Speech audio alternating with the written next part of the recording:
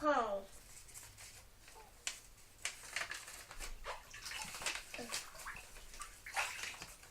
Once upon a time, there's a little duck. He lived with his family. His mama, his daddy, his sisters and brothers, his cousins, his friends, and his aunts. He floated into the river, and this little boy saw a duck. He picked it up, he took it home.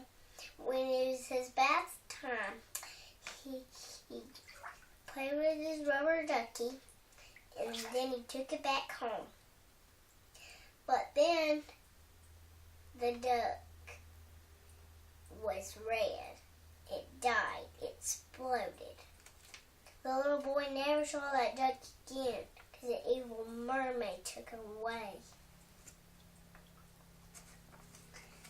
And the little boy went back home.